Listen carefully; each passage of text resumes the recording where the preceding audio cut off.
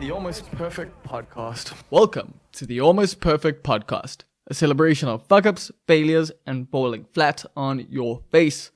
This is a podcast that believes you can learn from experience, but that experience doesn't have to be your own. Hi, I'm Bob Perfect, and I'm a functional fuck-up. Let's learn from somebody else's mistakes. And today we're learning from Daniel Friedman. Now, Daniel is a comedian, a musician, and a writer who you probably know better as Deep Fried Man. Daniel has actually been laying low for a while now as Deep Fried Man, and also just in general, because you probably know about it, you've probably seen it if you know anything about Mr. Friedman. He got cancelled by South Africa's right wing, and it was fucking brutal, man. It was not, as they say, a good time. So we obviously talk about that, but we also talk about music, like just a ton. We talk so much about music because Daniel's first love is music. He started out his career in the arts as a musician, and I'll let him tell you the story of how it all went. But needless to say, he eventually pivoted into comedy, which brought him success really early on, and that caused a little trouble for him.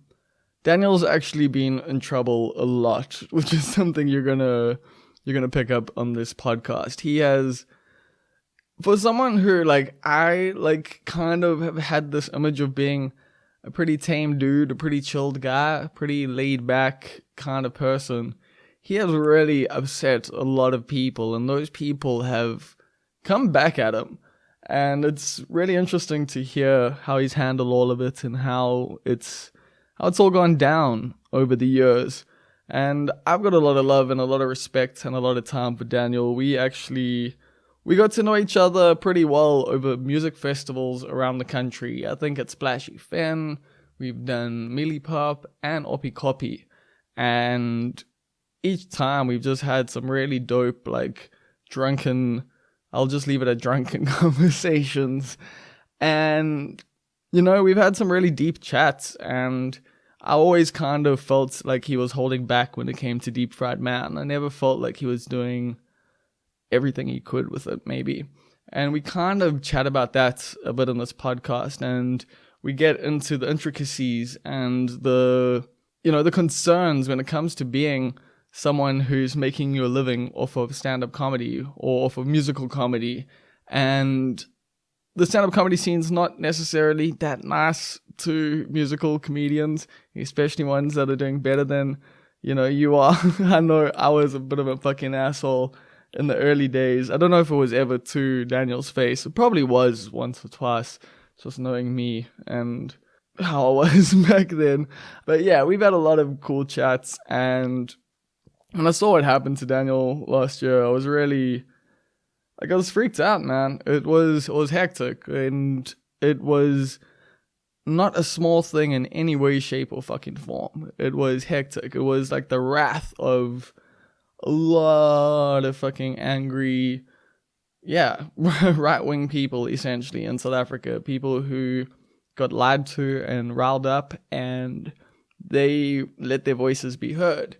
And one of the things Daniel and I chat about quite a bit in this podcast is, the weird thing is, that's kind of a tactic that the left has employed for a very long time. Both overseas and here, and I've been a part of it, cancel culture is something that at times I've partaken in. I've called for, not necessarily the cancellation of people, but definitely for some people to just fuck off, and we all have that feeling. We all want people to fuck off. But I don't know. I think we need to really address things in a deeper way than we do sometimes. And it is interesting to see how a lot of the tactics of the left do get thrown back in the left's face in certain ways. And just how discourse online has just become a complete fuck show. That's why, I'm not on Twitter anymore as myself. I'm on there as Almost Perfect ZA, and I try to limit my time on there as much as possible. I don't get into the politics, even though I did take the piss out the Kiffness today, but whatever. Not gonna go there right now. But yeah, like I just hate just what things have become because, I was there in the early days of the internet of fucking like murk, which was probably darker than anything today. So I don't know where I'm really going with that. But it is just this project, of the internet was meant to bring freedom and exchange of ideas in a more positive way than I think it's being done in most ways. I think we do tend to shout at each other. We do tend to make enemies of people and try and destroy their fucking lives or try and make them, ruin their days or just constantly express our hatred towards each other. And it just sucks and it's just not productive. And it's something I'm trying not to be a part of as much as possible. But I know like that's also deeply ingrained in me. And it's something I'm working on, I guess. And it's something we've all just got to examine. I haven't watched that fucking show, The Social whatever, not The Network, but the thing, The Social Dilemma. I haven't watched that because I don't think I really need to. I've read all the articles and we know social media is terrible for us and we know how it works and we know how it aggravates us and we know how it's affecting our brains and we need to fucking look at ourselves and figure out what we want to do about that, I guess. I don't want to tell you what to do. So what else? We get into talent versus celebrity, which I guess also ties into the social media thing. And I do need to let you know, we talk about death and suicide like right in the beginning. I didn't mean to necessarily bring it up when I was chatting to Daniel, like it was weird, but before we even started talking, I was like, yo dude, I'm great, dude. Life is really, really good. And that's the truth. I feel really good, like, about my life. Like, my shit's... I don't really have work at the moment, but I've got some stuff figured out, and, like, yeah, things are cool. So, it was just awkward because that day, the day that we chatted, I did see my gran and my grandfather, and some of you'll know my grandfather has cancer, and he's deteriorating really quickly and it sucks and it's hard. It's really harsh. And so I do bring it up in the beginning here and we don't go on about it too much, but then we get into suicide, which is obviously a weird topic for some people, and myself included at times, but I like to make light of it because it is something that's been just so ever present in my fucking life. And yeah, but also get other people feel differently with it. And I don't even know, I don't know how triggers really work. I've read stuff and just letting you know, we talk about some morose shit in the beginning. Oh yeah, one of the things I have to bring up is I mentioned, because it's probably going to get thrown in my face or quoted, or I don't know how this shit works, because we're talking about people who are probably going to lash out or something. And so I mentioned wanting to debate Robin Kavanagh and Jonathan Witt on their podcast, and they said no, which is true. But also the thing I wanted to debate them about was nature versus nurture. Because my idea was that way we could figure out if they were always destined to be doers or if it was because their mothers never loved them. And so I get why they said no. I totally understand. I was being a little bit disingenuous there. And it's also just because I wouldn't do that. I wouldn't fucking waste my time talking to a B-rate Ben Shapiro and his fucking sidekick. Yeah, man, why give these people your time? Why give these people your thought in that? Even though we talk about it here, because obviously it has had quite an effect on Daniel's life. And for me, I just, fuck it, I've tapped out of this shit. I don't care about these people. I care about the effect that it's having on society. But the actual people involved, I'm just you're gonna get your comeuppance. That's the way life works. Daniel and I talk about it, you eventually say and do the wrong thing, and you will get caught out with your pants down. And yeah, that's my vibe when it comes to all of that. And yeah, we've got to level 1 now. That's the thing that's happened. And I will still be avoiding public spaces like it's the plague because, well, it's the fucking plague. Don't know if you know that. But you'll enjoy your gigs, you'll enjoy your jawls, have a good time, be safe, try not to kill anyone else. Yeah, this is a listen to supported podcast, which means it is brought to you by you, and you can support it by going to patreon.com/almostperfect. You can also, please, I don't ever mention this, go to twitter.com, almostperfectza, hit the follow, like some stuff, hit that retweets button, even reply to some things. Apparently, all of that is good. Facebook as well, go like the page. You're never going to fucking see anything I post on there because Facebook just wants money. And Instagram, also Almost Perfect Media. So that's how you can find us on social media. And what else? I did the DFM Awards last weekend on Sunday with Tani Mungwe, which was really dope. We live streamed it and it was cool. We spoke with a teleprompter, which is, I think, the first time I've done that. And it was a unique challenge because we were bringing in different broadcasts from around the world and plugging them in, and it caused some hiccups here and there, but I feel like I handled it well, and I feel like Tiny handled it well, and we're going to be working together going forward. I'll announce the project we're working on. It's also got Mitchell Harper and Nas Hussein involved, so you're going to be blown away when you see what we're working on. But yeah, the DFM Awards were really, really fun. I had an amazing time at DFM, and I am working on an article of the top 5 things I learned at this year's DFM. I don't know when it'll be up, but it's just Almost Perfect. Actually, Patreon's where it'll be first, but then Almost Perfect is where you can find that, almostperfect.co.za. Speaking of Almost Perfect and Patreon and all of that, I'm giving away books on Patreon. Weird, I don't know. But I want to keep you literate, I want to share the joy of literature. So I'm actually giving away 2 books this month. I'm giving away I Married a Communist and Zen and the Art of Motorcycle Maintenance, and they'll go to 2 different people. And you just have to be a patron. That's it. You can be a $1 patron, you can be a $10 patron. I don't mind. You will all go into a draw. But for now, that's how we're doing it. I'm giving away the secondhand books that I have enjoyed to Patreons? No, fuck! Gotta bring back the classics. I always say, I used to. I've kind of stopped doing that, but I always used to say Patreons instead of patrons. Yeah, also over on Patreon, I'm going to be doing my lockdown movie reviews, but they're not really reviews. I'm just going to tell you the movies I've watched in lockdown and give them stars. So there's been a lot. There's been, 50 odd movies that I've watched, so I'll do little batches and tell you whether or not I recommend them or not. So that's patreon.com/almostperfect. Also, I was on Andrew Mack's podcast recently. It's called the Mildly Disappointed Podcast. You should go check that out. It's on YouTube as well. We did a Zoom call. So if you want to see my really low res face, then go ahead. You can do that, or you can go find it on a podcasting app of choice. We speak about shrooms and acid a bit.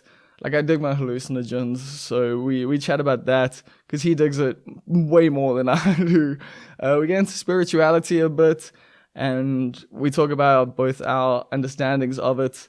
We talk about a lot of different things, man. We talk about some of the same stuff I talk about with Daniel here, but I think, Andrew has a bit of a different take, and we're definitely on fairly different sides of the coin in a lot of ways, but I really enjoyed the podcast, so go check that out. And what else? Okay, I've got my notes here. Yes, Comic-Con is coming up next weekend, and the reason why I tell you that is because I'm going to be commentating for the Magic the Gathering section brought to you by the Easy Gaming Group. And that's going to be fun because I'm playing in the tournament as well. And as some of you will know, last year at Comic-Con, I won the standard portion of the MTG thing whilst I was hosting it. So I had a microphone in my hand, I'm announcing everything that's going on, I'm interacting with people, and I'm destroying my opponents. So good times all around, and this time we get to do it via stream. So that's going to be a really good time. I'm really looking forward to that. Shout outs to the Easy Gaming Group for getting me involved in that again. And I think that's all the notes I have, all the stuff I wanted to chat to you about.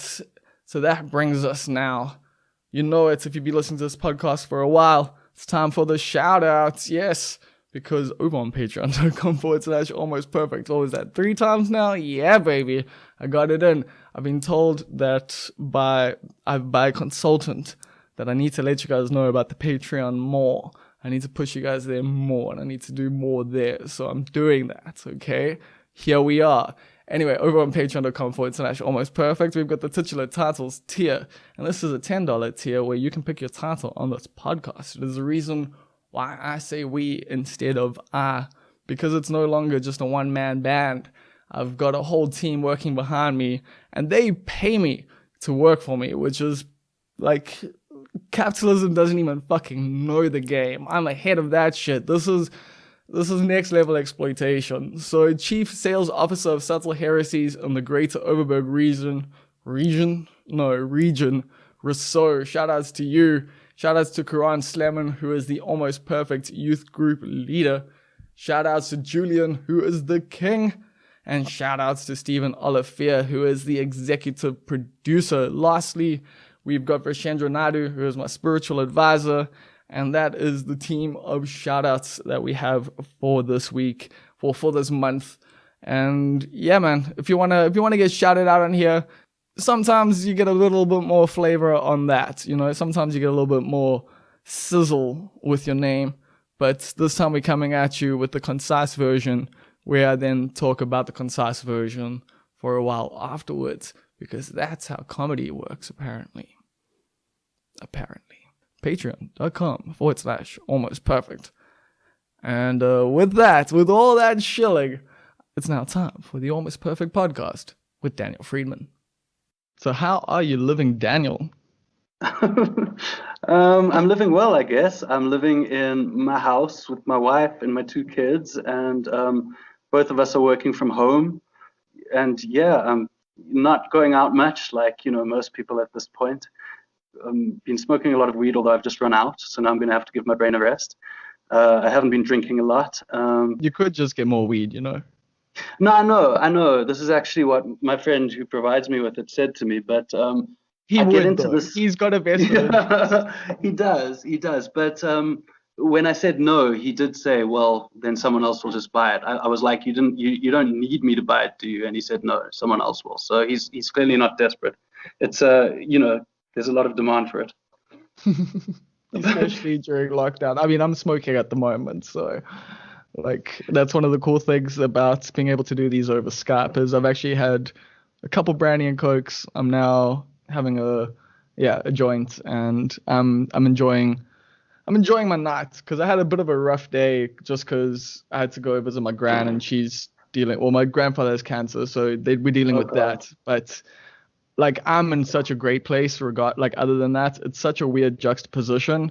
But yeah, like, I'm in a good place now. Like, now that I'm back home, now that I'm chilling, everything's like, it's brought like a lot into focus, I guess, about life and death, as this whole entire thing has. Like, this entire, like I don't know how much you've been thinking about it, but like, death has definitely been on my mind. No, for sure. I think all of us. Yeah. And like, it's like, I've just found myself become way more comfortable with like my mortality, essentially, and just like, it's gonna happen. Like, try to avoid it as best you can, but don't stress about it too much. Yeah, I've never really been sort of afraid of death, but having kids really changes that, in terms of the fact that, like, there's a reason that you need to be here in terms of responsibility. It's like, that's really all I care about. It's like, if it was all just down to just being me, then I would have a very lackadaisical attitude to death. Shit, wow. Like, I guess I've always, because that's the thing, I've always had a very lackadaisical like attitude towards death, as like a suicidal fuck. Like, it's one of those things that you do like always come to terms with every now and again. You're like, oh yeah, I could die. That's fine. That's not the worst thing that could ever happen. Living seems to be worse. But when you've got kids, it's like, well, fuck, I can't do that. Yeah, I think it was, I can't remember who said it, but someone famous said that, like, living is a lot more tolerable if you always have the option of not living anymore. That's exactly it. Like, I think it might have even been Hunter Thompson. I think that's why he killed himself, or like one of the reasons was he was just like, I want the choice. And like, I've also often felt that way.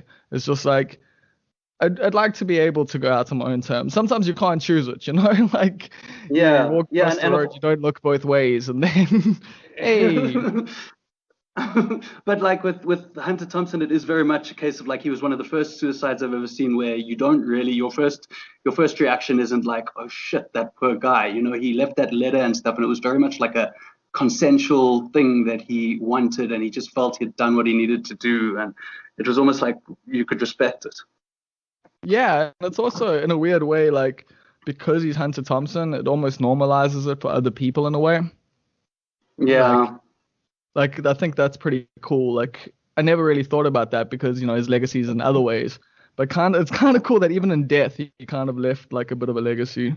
yeah. I mean, Terry Pratchett's the other guy because he's the guy who campaigned for the idea of euthanasia. You know, that you should Yeah, be able to choose if you want to if you want to check out, and that's also like something that was a huge taboo. But recently, people are talking about it, and it's quite a sensible thing, I think.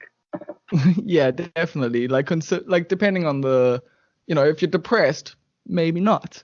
In other Yeah, cases, when you're medically like, yeah, a bit far gone and you don't want to live on machines, I totally understand that.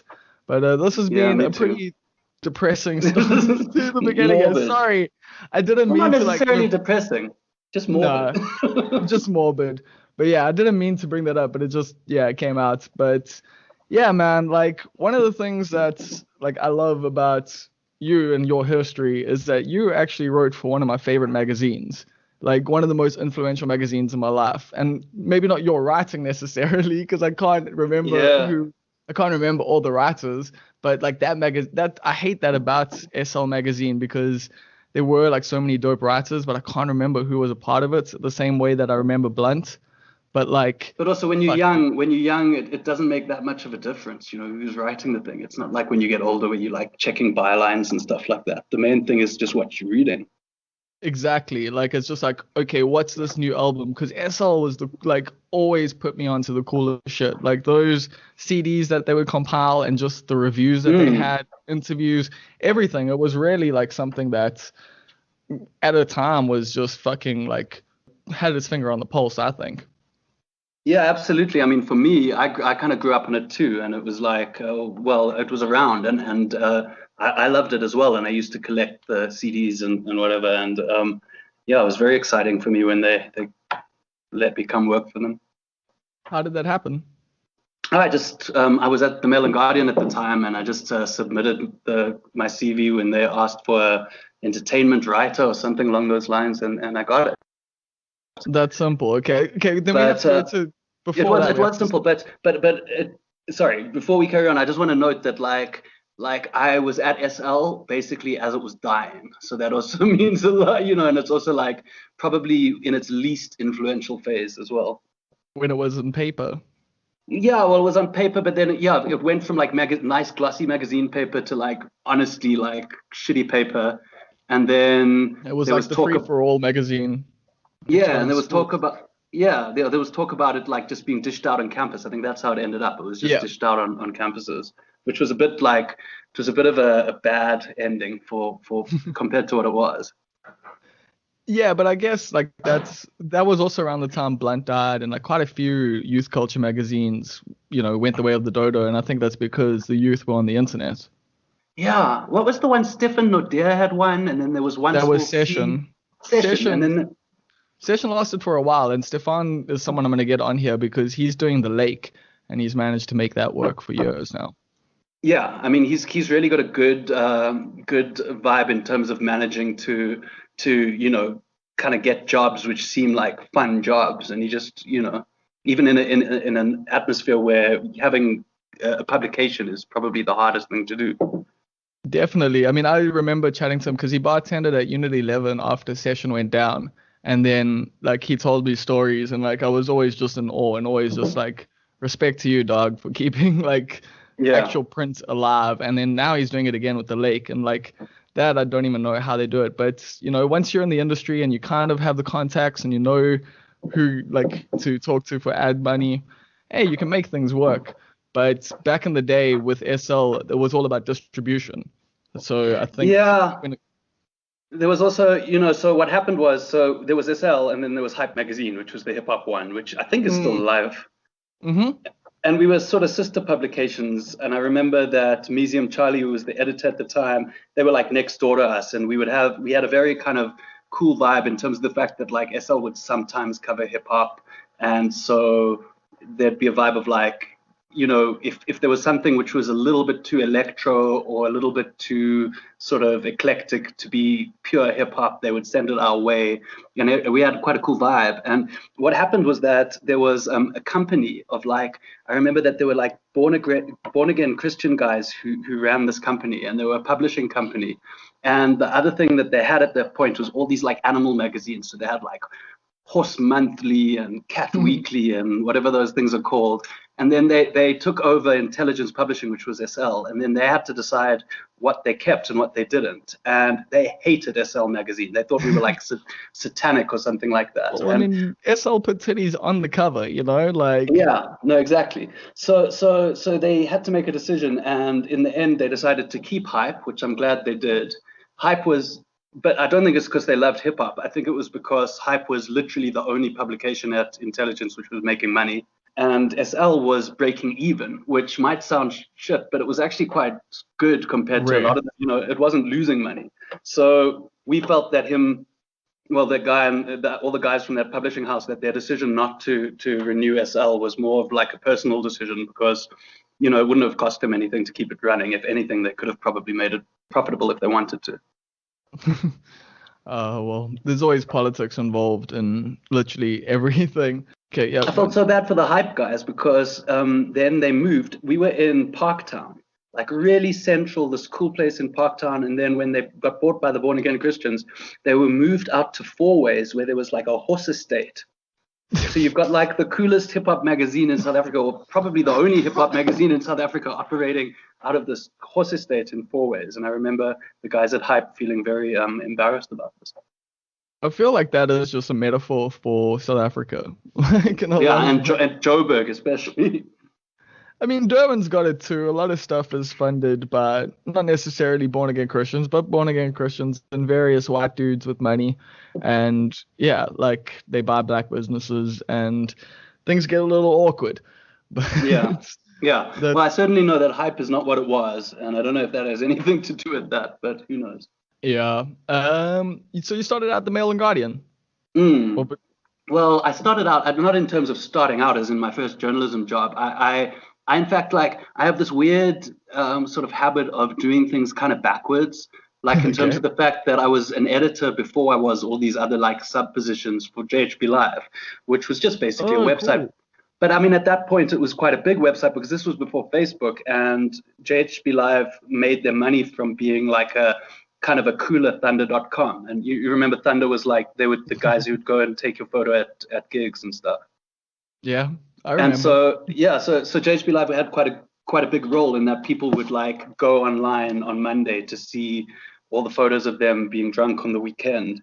And that was like, and then we would fill it up with content. And in Mike, who's JHB Live's owner's credit, they're still going.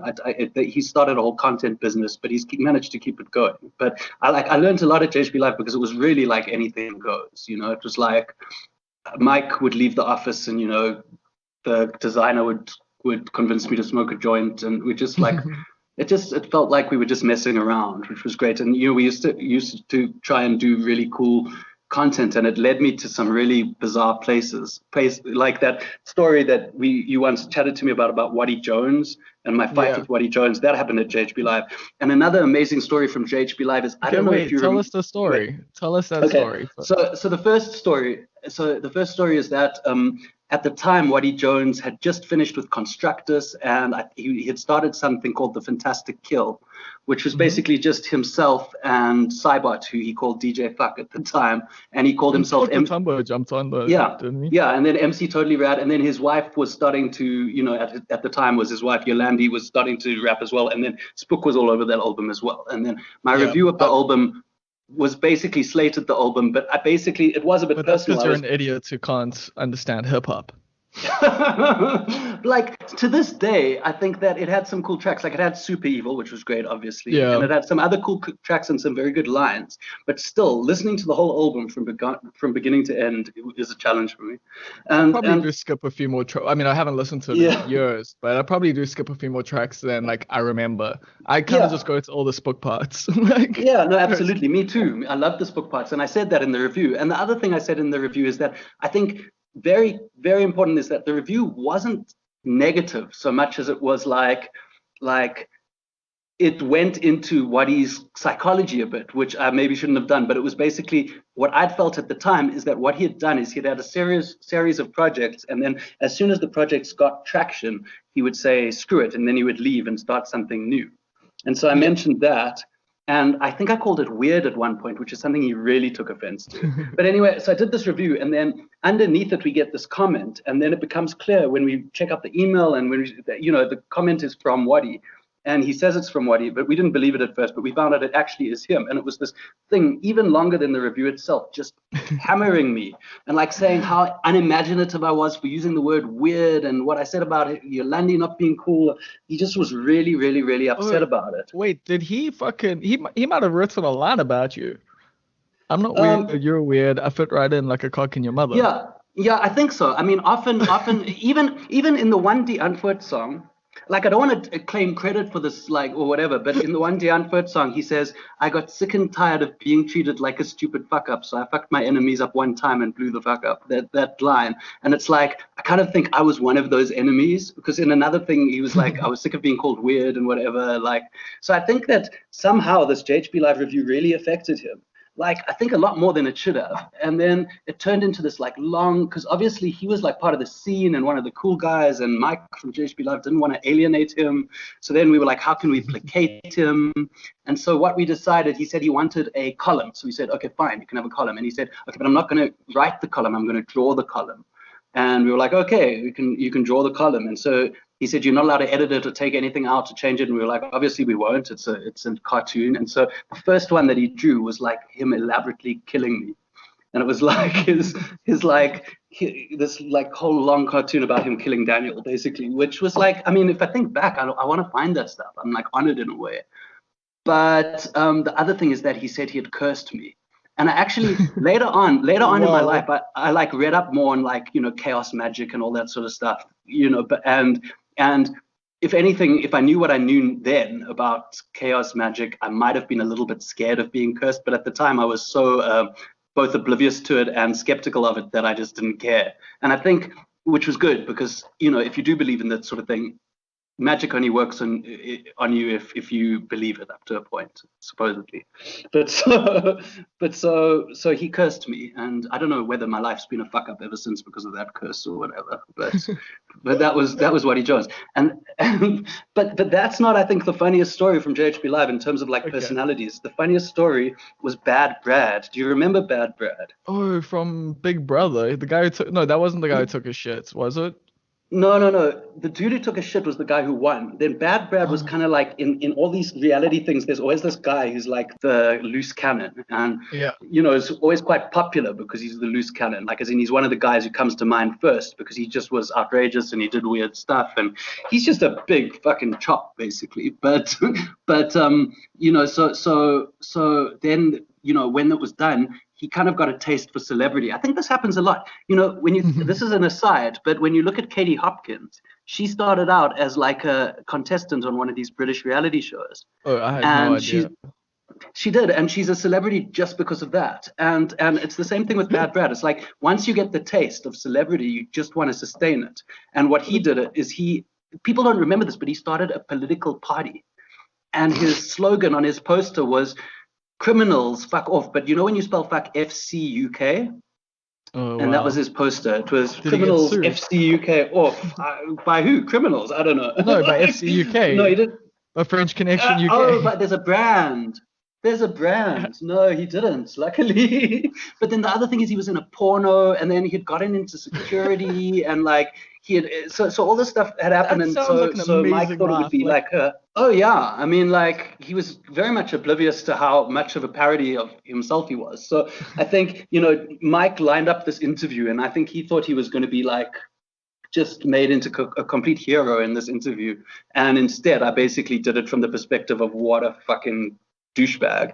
And he got really upset, and he got like all these like, because he's friends with like Mikey Schultz, and all these gangsters were phoning up JHB Live and saying they were going to come get us and whatever. But the best part, and Mike can't find the footage, is he wanted the publicity so badly, so he decided he was going to write a rap. So he wrote the bad rap. And so we had this footage of him rapping, and it was like honestly the worst shit you've ever heard. And it was like mainly just homophobia, but like it was like, I remember some of the lines. It was like, he was like, Danny Kaye's got a big bulldozer and he wants to bend Mendoza over, and all this sort of stuff. He's like, and the other line was like, now the media's gonna give me stick, but like my gay China Barry Wronger, they can all suck my dick. And it was like all of this, like no beats, no nothing, but him just like doing this rap for us. And honestly, I think if you found that footage now, even though people don't know who the fuck he is anymore, it would go viral.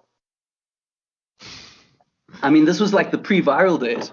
This sounds like a precursor to like fucking Logan Paul and shit though. Like it just sounds like we were always headed this way. Oh yeah, no, I mean like the whole YouTube thing has just brought out a whole new generation of these guys who are just bad at what they do, but are somehow hugely popular. Like Logan Paul as well, he does these raps. Like I don't know if you've heard them, but it's like there's now the sense that these YouTubers have that they can all rap. So like you get all these, even like the girl from like Catch Me Outside, how about that? She was like a meme, and then she called herself Bad Barbie or something like that, or Bad Baby. Yeah. And she put out a rap album, and it's horrible. But that's what like celebrity has become something that's not got nothing to do with skill. It's got nothing to do with talent. It's got nothing to do with what you can actually do other than be a meme. Like we've kind of memeified people almost. Like wow. Absolutely. And it's almost like you look at Rebecca Black's Friday, which became like hugely popular because of how bad it was. And I came to this like conclusion. Well, it's not that bad, but I'm saying it became viral, it became viral because of how bad it was, like because of just how, the green screen was, and the fact that it was just this like teenager.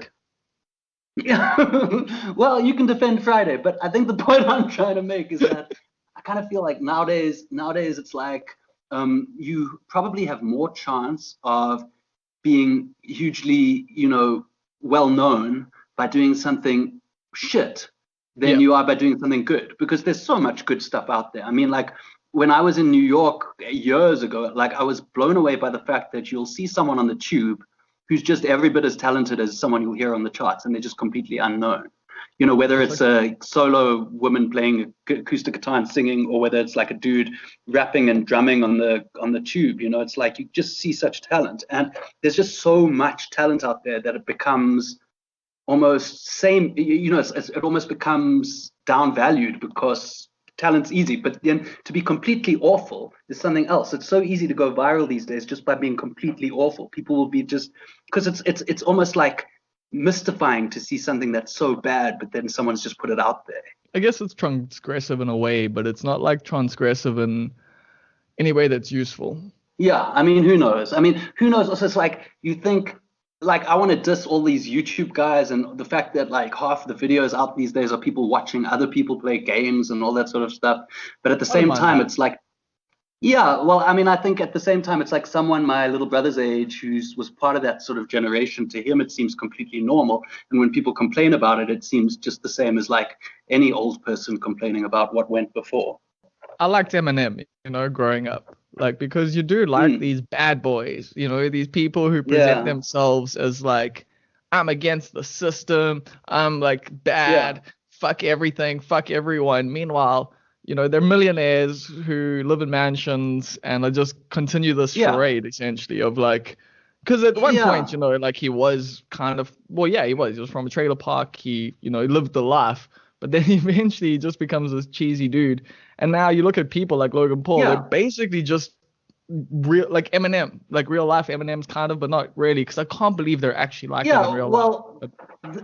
But the difference is that Eminem did have real skill. I agree. He's really Yes. easy to hate now. He's really easy to hate now because of how staid it all is and how, people are Yeah. so sick of him rapping about like hating his mother. And it's either this like really inspirational shit or it's this like really like forced shock shit about him, raping ducks or whatever. You know what I There's mean? just So no growth. Like yeah, there's no growth. he thinks growth is being an alcoholic and or being an addict and admitting to it. Like that's Yeah, and then recovering. Yeah, yeah, I mean, he's still got his which is fans, fair. but I think there was a time when it was really legitimately cool to like Eminem, and also like when he was first doing his thing in the 90s. He did. It's not true that he was like the first good white rapper, but he was the first good white rapper who made it mainstream. Yeah, Like he you have made it. Ra the Rugged Man, R.A. the Rugged Man, who was doing it Yeah, at the man. same time, and all of these guys who are like arguably better, but like he did find a clever way to mix it with pop and thereby go huge, and he was the first person who, whether he realized it or not, noted that hip hop, you could sell more records as a white rapper than as a black rapper, even though it's a black music form, just on the Yeah. basis of the fact that it will allow hip hop to reach places. I mean, to this day you'll have guys who really don't like hip hop at all, but they'll like Eminem. Yeah. You could almost blame him for some things from there, but at the same time, because like hip hop has become a very wide genre in a lot of ways. Like a lot of the people who go to gigs overseas, like this is just stuff I've seen in discourse online, so I don't know how much. And it's also Yeah, actually from my lived reality. Like, I love fucking hip hop and I've grown up with hip hop. I mean, I did grow up in a yeah. lower class neighborhood, like multicultural and stuff. So obviously, like the music we listened to was varied and it was from the streets. We listened to Cypress Hill, we Mm, listened to NWA, we listened to Wu-Tang and stuff like that. But it is a thing of like yeah. all my white friends also listen to all of that. Yeah, well, like I think it's a very black genre in terms of the people who do it, but I Yeah, think for the longest time it hasn't been a black genre in terms of sales. Like the yeah, main sales of a big hip hop artist will be suburban kids of whatever color, but that will obviously mean majority white people are buying hip hop albums. That's just a reality. And I think Eminem would be the first person to admit that he spawned all of these millions of white rappers now. yeah. I mean, it would have eventually happened, but he was the first, and he was the one who did it well enough to get himself, out there. And like, that's the thing. I genuinely loved Eminem growing up. He was a idol to me. He was like someone who I looked up to as just someone, growing up in a poorer neighborhood, single household, and all of that. I mean, I loved my mom, although not so much at that time. More so as I grew up older. So I get it. It's relatable. It's the same thing with like Tyler the Creator. When he was younger, he was saying some audacious shit. And when you're young, Yeah. that kind of stuff does And appeal. I was going to say that. I was going to say that it was genuinely exciting to hear Eminem go to the places he went when he did, because I had never heard those places gone to in any hip hop or metal songs or whatever.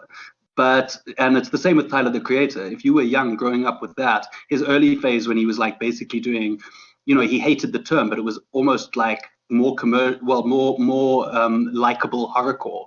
Yeah. And yeah, and there was, I think a lot of kids must have felt that excitement growing up and just saying, I can't believe someone can actually just say that. And I think I mean, to his credit, he moved beyond that, way beyond that. Yeah, no, Tyler is, oh man, like what an artist. I admire him in many, many ways. Like it's weird to look up to people younger than you, but him and Bo Burnham are like two of the people who are younger than me that I'm always just like, that's the way. Like the way you guys have done things is the path. Absolutely, yeah.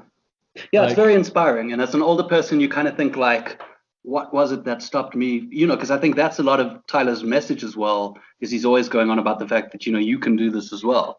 I didn't do this by having any kind of, like all he did is he had this seemingly unlimited amount of energy to put shit out, whether it was his friends or his own stuff or whatever.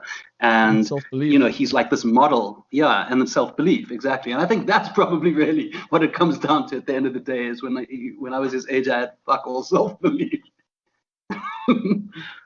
Yeah. I mean, that's why it's so inspiring to see. That's why it's so inspiring to see. It's like I look at that and I'm awed by it. And even when they are like doubting themselves and stuff like that, comes through in the music. It's expressed, and it's no, like I've got so much Yeah. respect, and I feel like you're in a little bit there where it's like, why did that take so long to do things? And even these days, it's like I probably don't do anywhere near as much as I could or should, but I'm also very much in a place of Yeah. like I'm very cool with that. Like I'm so over chasing things. I'm so over trying to be successful or just live a Yeah. dream. I mean, Like I'm like I'm that sense of acceptance. That's really what you kind of need as you get older. It's like whether you're whatever situation you're in life, whether you're hugely successful or not, you have to find some kind of acceptance. Because the truth about success as well is that, it doesn't have any correlation to happiness. And like, often it creates this massive hole in you where you're like, I just won 6 Grammys, but now fucking what? You know what I mean? So it's like, I think that it doesn't matter where you are in life. You kind of have to, at a certain stage, say, I accept that this is who I am, and, love yourself, as opposed to like, still being on this mission of trying to reinvent yourself and find yourself. yeah, and also trying to like achieve things so that other people see you achieving things, I guess. For me, that's like a thing of like, like a Yeah. large portion of trying to do stuff is like, how will this be viewed? Like, will they like me now? Will they think I'm Yeah. good? Will they think I'm cool? Will they all those things? And it's just Yeah. like that gets in the way so much of actually just having fun and enjoying what you do. Yeah, and the truth is that you make your best stuff when you're not looking over your shoulder and when you are just enjoying it. But I mean, I think I remember God, I don't even remember what the festival is. It's like that Millie Pop. sort of nice millipop. I remember you saying to me, like you said, how's it going with Deep Fried Man? And I did my usual thing of like saying, well, We had a deep it's chat okay, I that night. guess.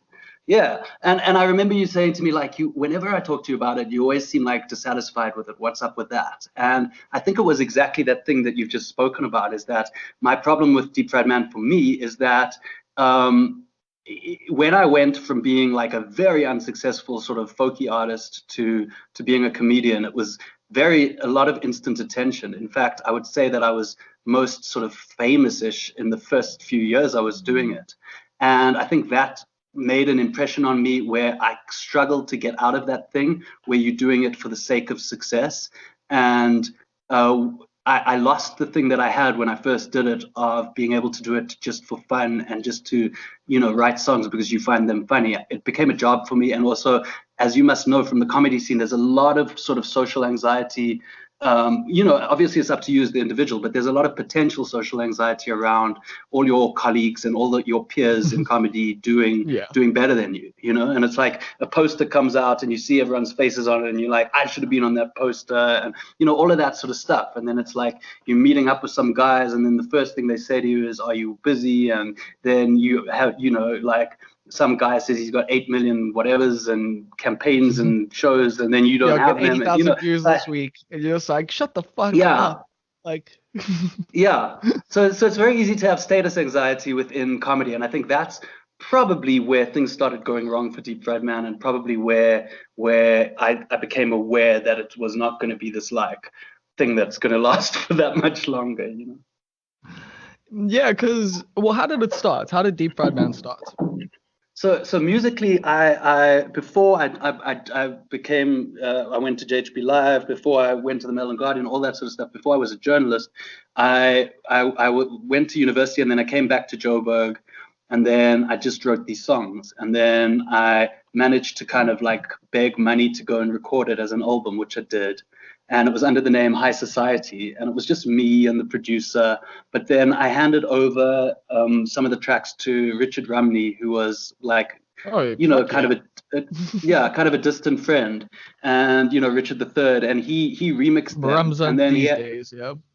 yeah, Ramza, and I mean, sure, yeah, that was a long time ago. So I gave it to him, and he had fun remixing them to the point that we got a bassist, and then it became a band. So the band was me playing guitar and vocals, then a bassist, and then him on let me try and get this right, an 808, I believe, like a Roland Ooh. 808 drum. And it was actually amazing because he was keying all these samples live. It was the kind of situation where his timing had to be perfect, otherwise the whole song would fall apart. So he was actually incredibly skilled. But what we were doing is playing a lot of these rock venues where guys would come up to us afterwards saying, shit like, what's up with your drummer? Is it that hard to get a real drummer? And like Wow. they just thought he was pressing play on a backing track. I mean, you get that a lot in a rock sort of audience. You probably still get it Yeah. today, although I think the idea of electronic music is a lot more normalized now. But Yeah. so I think, Richard really, I don't think liked that at all. And I think it was before he became a DJ. At that point, he was more a producer. Like before he had remixed my stuff, he started out remixing like a lot of the early underground hip hop guys who you may like even Tumi Malakani of Tumi and the Volume. He did some stuff with Richard, and then there was this group called Basemental Platform, which is like this really grimy sort of Wu-Tang meets Def Jux type hip hop crew, and he used to produce for them. So he wasn't a DJ at all, and it was only when he started seeing all these guys dissing, he was like, if I'm gonna stand up here and fucking key these really complicated live samples and all of that sort of stuff, and people are gonna ask me why I'm not a fucking drummer, then I might as well just move way across to the electronic scene, which is what he did after we broke up as a band. But so this band was like, it was pretty cool. It was like kind of, I would say, if anything, it was like your typical sort of white hip hoppy vibe of like a bit of Beck in there, a bit of that's Okay. sort of very eclectic kind of, dare I say sublime. I know you hate sublime, but it's like kind of like weed smoking white boy music. And I think Yeah, that's well, kind of the vibe we had. you were kind of who was it? Like there was it's not the Dirty Skirts that I'm thinking of. It was another band that's from Cape Town that like had like a lot of upstrokes that like there's a song that they had on an SLCD that like I'm remember might have actually you never had a song on an SLCD, did you? I did, but not as high society. It was Okay. later on Okay. as Deep Red Man. That's actually quite a cool story in itself, because that was when the indie scene was really big, and the song that I had on SL was Maybe My Jeans Aren't Skinny Enough, which was at the time this like complete like sort of kind of ripping apart the indie scene, but at the same time ripping myself apart for not being able to like crack it, and you know what I mean. It was just like Yeah. a really sort of but I think that was also the thing, is like I think the lyrics had a sense of humor to them, and it was this really like weird mix of me doing this folky stuff and Richard doing this electronic stuff, and then our bassist was into funk, so it was like quite a cool sound, I thought. And we got to the point that we were doing gigs with 340 mil, which at that time was a big deal, Max Normal, which at that time was a big deal, obviously like as the opening act, and that was like we were doing pretty well. And then there was a guy from Sovereign Records. So at the time there was the Parlotones and the Finkelsteins, and they were like part of Sovereign Records. And then Oh yeah, the Polytones definitely did well with Sovereign. Oh, they did, yeah. When we started playing with the Parlotones, they were very much like a very average sort of like. If you told me then that they would be the guys to go big, I would have laughed at you. But obviously the guys from Sovereign Records saw it. But the guys from Sovereign offered to represent us. And they were from a very rocky vibe, which obviously wouldn't have fitted well with Richard. And I think I was just, like I like the idea of being famous. So I was like, yeah, let's do this. Let's sign with Sovereign. We could be big. And Richard was like, no, not at all. And Dave, our bassist, was like on the fence. And that was kind of when we kind of broke apart. Then we went to Grahamstown Festival and lost a lot of money. And So you did the then that was the comedian end thing of. before you were a comedian. That's amazing. You went to Grahamstown. I and guess lost a lot of so. money. Like, I mean, yeah, I lost a lot of money in Grahamstown, like way before a lot of the guys. But yeah, so we were, man, Grahamstown Festival was crazy, and then we'd lost so much money. Then at the end of the festival, there were these guys up in the location in Heaney, and they said they wanted us to come, and they wanted a band to come and perform, one of the ones from the festival. And you couldn't have picked a less appropriate band, because it was like these three white guys coming in there, and they treated us really nicely, and then we played. And then I remember at some point some guy got up and he made this speech about like how, at the time, this was like before wokeness existed, and sort of when we thought that us as white people playing hip-hoppy music made us, like cool and down with black people, like that was how basic our understanding of the world was. And then we went up and we did that gig, and this guy got up and he made the speech. It was the municipality that was involved in the gig, and he said, basically made this really hectic speech about how the festival does nothing for the location, does nothing for the the general people, the majority of people in Grahamstown who live in shacks in the location, how it's completely elitist, how all of this sort of stuff, which made us feel really guilty as these guys who like came there, these privileged guys from Joburg who came there to make money. No, he's not wrong at all. And it was actually quite an eye opener, like I really thought about things a different way after that, like this, yeah, it was a cool experience. So we came back and we were really in a sort of dark place as a band. We broke up and, I sat around for a while and then somehow I went into journalism, and I was one of those typical arts journalists who probably started off as some kind of artist and then who said, screw it, I'm just going to be a critic now. And like I had no plans to ever go back into it. I started writing songs again, and there was some silly acoustic competition at Tan's Cafe, and someone convinced me to go there, and I went there, and I didn't win, but I sort of got a lot of traction, I guess, from it in terms of people wanting me to play more. So then for a couple of years, I was this like very kind of lo-fi, folky kind of artist going around from bar to bar, performing. And just for fun, really. I was a journalist at the same time as well. And that's when I started calling myself Deep Fried Man. And I started actually just doing these folky songs still. And I wore the hat and a skinny tie at the time. It somehow became a bow tie. But that was also when I sort of somehow fell into this idea of wearing some kind of weird thing, get up on stage. Before we carry on, how much do you think that played into everything? Like the whole character?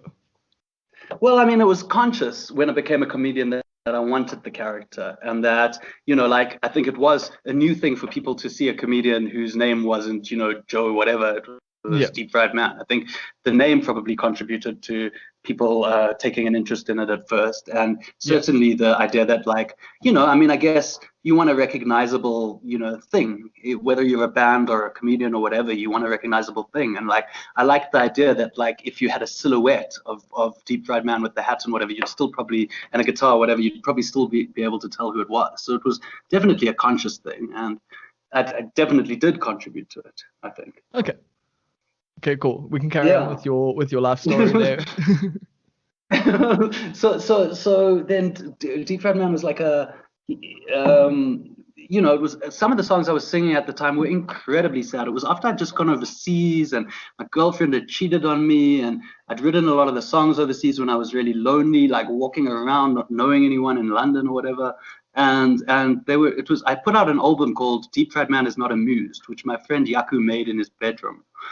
I just, played the guitar and vocals, and, the track list, I was looking at it a year or so ago and just thinking like how, like the song titles are all things like Everything Must Die and like I'm Not Amused and The Worst in Me. And like, it was just this really negative album, but it's still like not in a kind of like metal or gothish sort of way, more in a sort of like self-deprecating way, I'd say. But it was a very almost uncomfortable transition from being this really, really sort of negative lo-fi folky guy into being a comedian. But what I had started doing is putting lots of funny bits in between the songs, because when you're playing in bars in Joburg, people generally talk over you. And when you put in a bit of humor, then they'll pay you attention. And I also learned to, it was easy for me to start with comedy because I'd already learned to control the crowd in these little bars, because when you're doing a comedy gig, everyone's default is to listen to you because there's an MC and it's all set up for people to listen to you. But when you're like a folky guy or whatever, you're playing these bars and everyone's there to sort of like drink beer or pick up a girl or guy, or you know what I mean? So it's like, you're just in the background. So you're just in the background. So really it's a lot harder to reach an audience. And so I think I already had those 2 years of doing that, which meant that when I started doing comedy, I knew more about, controlling a crowd than I would have otherwise. I got to the point where there was, I think Flight of the Conchords happened around that time as well. And I think that made a lot of people very interested in musical comedy, because musical comedy that's why I didn't like you when you started, because like when I first came across you, because I was just like, this guy's just doing Flight of the Conchords. Like that was like, no, I mean, it was a big thing because no, it is true. No, it is true, because I think a lot of people before that, musical comedy was like the bottom of the barrel in terms of entertainment. It really was, but they were the first guys who were like, you can be clever and quirky and whatever, and do musical comedy. And they really made it cool. And through them, I eventually got into guys like Stephen Lynch and Bo Burnham and all these Tim really Minchin, like probably. Tim Minchin, absolutely, yeah, all these really And good then musical who did comedy Troll guys. again? But Bill Bailey is amazing. As musical comedy oh yeah, goes, Bill Bailey's amazing. Bill The Bailey's reason like why I a don't, better musician than he half is the the best. musicians I listen to. No, Gen- absolutely. I think the reason why I don't mention him in terms of musical comedy is because his musical comedy is almost on the other side of the spectrum. It's not about, just clever lyrics or whatever. It's actually about the musicality. He's one of yeah. the only he's one of the only musical comedians who can create a punchline simply from music, which is actually a pretty, like he's got that one joke where he shows the Edge from U2. He's like, Yes. what's up with the Edge? He uses too many effects, basically, and he shows this is with the effects, and it's this like incredible sounding thing. And then he takes the effects off, and it's like ding ding ding ding ding ding ding ding ding ding ding ding ding, and it's like Mary Had a Little Lamb. But it's not that far off from how the Edge really is, like if you stripped away all his effects, he's playing the most basic shit. So but that's pretty incredible because I don't have the musical skill to make a joke which can fall apart or succeed based on your musical prowess, which is what Bill Bailey does, which is why he's like someone I admire a lot, but I don't think I would say influenced the actual stuff. Yeah, okay, that's fair. Like he's just someone. But that's I think also for me like one of the things that I think I was a little spoiled was like I saw the shitty like musical comedians, and then I saw Bill Bailey, and then I saw Bo Burnham, and then I saw Tim Minchin Yeah, annoys me a little bit, but he's good. And then I was just like, okay, this can actually be done very very well because I used to have that thing of just like the same thing most comedians have, like, well, most stand-up comedians have, of just like everything else is shit. Like if you're not doing stand-up comedy, if you're not there with just the microphone and your jokes, then fuck you. Like that's yeah, very much the yeah. I stand-up obviously got a comedy. lot of that. Yeah. Yeah, Until you got successful, but then I also when you got successful, I guess people were also like fuck you. no, I mean, look, the thing is, and I can't overstate this, is that my success came almost instantly when I started doing comedy because I'd already been doing this folky thing forever. And Yeah. basically, what happened is I went to the underground and I did a set, and that sort of launched me into comedy. And then, then there was the Parker's Comedy Showdown, which I won. And then, as a result, me and Dylan Oliphant performed at the Josie Comedy Festival at the Teatro. So How like many one of gigs my in was first, that, like for comedy? there wasn't many. It wasn't many. It was like a month or two in.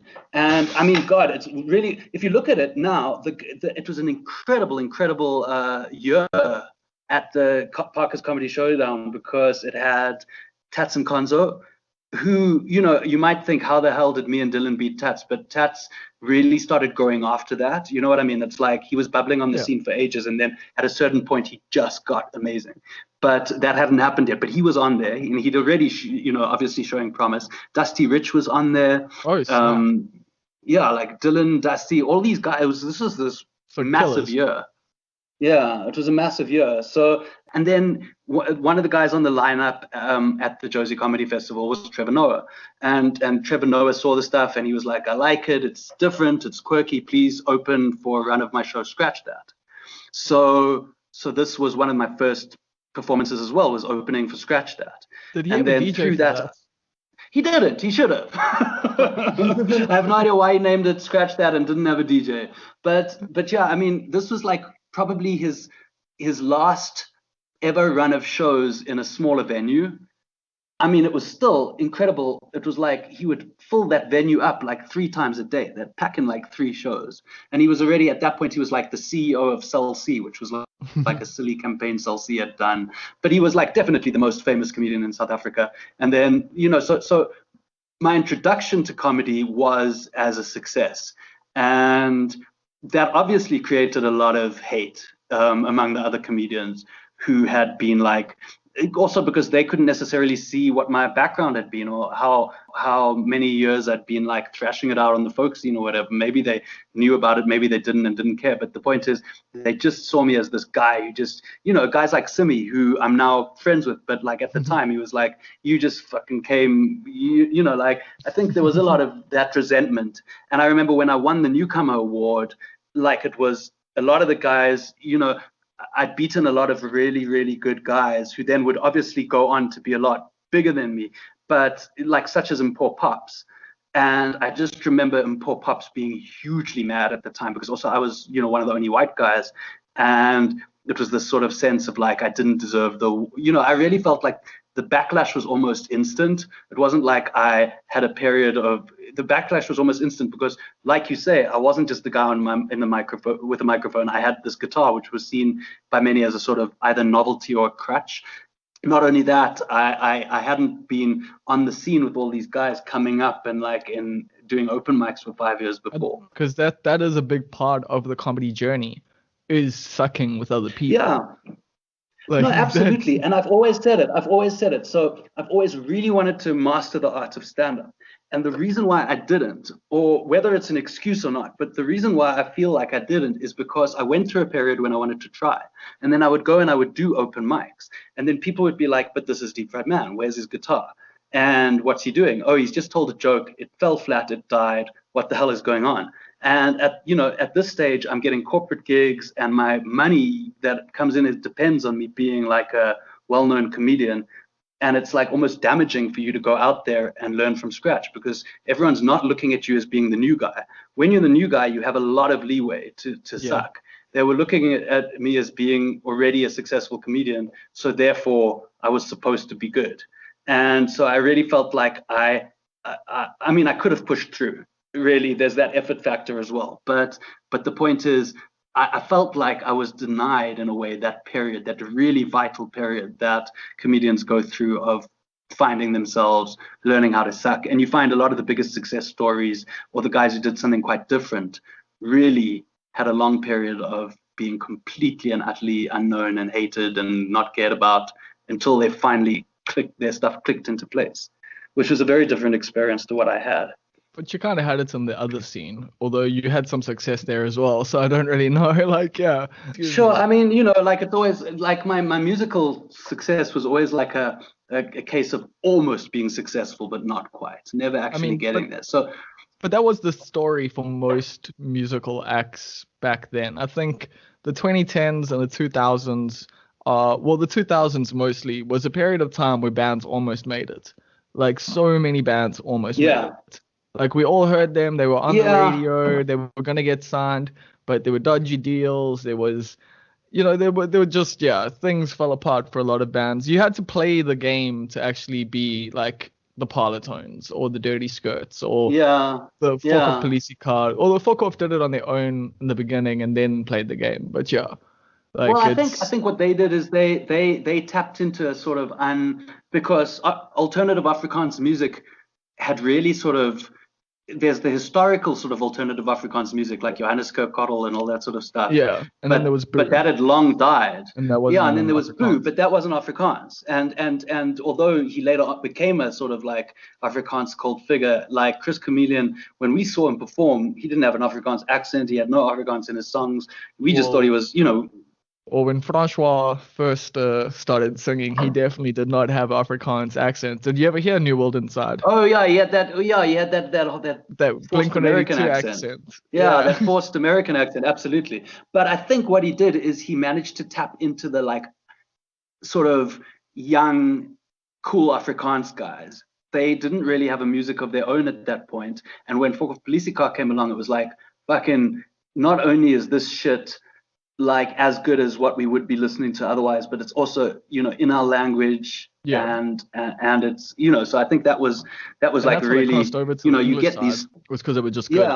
Like they were just absolutely. A really good band. Like that's the thing absolutely. about Fuck Off. So that's was okay. You want to go? Yeah, you go. No, but I think you're right. They really were. That's if I guess you can start something out and be hugely successful just by being a good idea. But to sustain yourself, you really do need some sort of talent. And I think all of those guys are solid musos, and so they've managed to do that. Definitely, I think they'd all been in other stuff beforehand, and that's also a thing I think a lot of people don't realize about a lot of their favorite bands is that wasn't their first band most of the time. Oh yeah, oh yeah. And Like, whatever any scene is, you'll always find like one or two bands who were like playing for 10 years before that, and you'll be able to find an album of like them doing like 80s new wave music or whatever. It's like, and and even then Dr. just Dre at a had certain his. point, oh yeah, he had that like really naff sort of electro Funky. pop sort of electro funk thing. Yeah. And then Whenever other rappers want to hate on him, they always bring it up because he has this album cover where he's like dressed quite effeminately, I think. yeah, I've seen that. That's the thing. Everyone's kind of got those little skeletons in the closet. Like, but you're like, yeah, for you, do you think Deep Fried Man will kind of be that if you ever go forward with comedy? Do you think you'll be Daniel Friedman going forward? Or are you just out of comedy completely now? I think I'm out of comedy completely, and I think if I did Wow. do something, see, well, look, the point is, I don't see myself getting on stage just being Daniel and like just telling Really? jokes as Daniel. To be honest with me, I'm not saying that I don't appreciate stand up the way it is, but for me, I wasn't someone who was obsessed with comedy, who got into Okay. comedy. I was a musician. I was a musician who got into comedy because I thought that that would be able to find me an audience that I hadn't been able to find doing straight up music. And I liked the idea of having a persona, and I liked the idea of, like doing something different. And like, I really think there's, a lot of, have you seen that guy? I can't even remember his name, but it's really cool. He like makes like these beats, and he's like making these live beats, and then he does these really weird, he's like this really like creepy looking guy with a mustache, and like he has like a green screen behind him, and his lyrics are all bizarre. Like he's got, one's about, I can't even remember, but does this ring a bell? Not at all. The point is, I like that sort of weird, interesting stuff. If I do like, someone like Bo Burnham is amazing, because when you watch one of his one man shows, it's like almost perfectly timed, perfectly, it's like same with It's Bill unreal. Bailey, like it's unreal, and Bill Bailey as well, as he sets it up. It's all these like, so I like that idea too much to be able to just do me and jokes. I don't know if I would do it justice, just because I don't have I mean, I have a huge amount of love for all of the guys who I watch just doing that. It's like, not like I am not a huge fan of stand-up comedy. I am. But in terms of my own stuff, I don't see myself ever being able to do that, and not really wanting to. Like, I'd rather do some weird musical project, whether it is comedy or whether it isn't.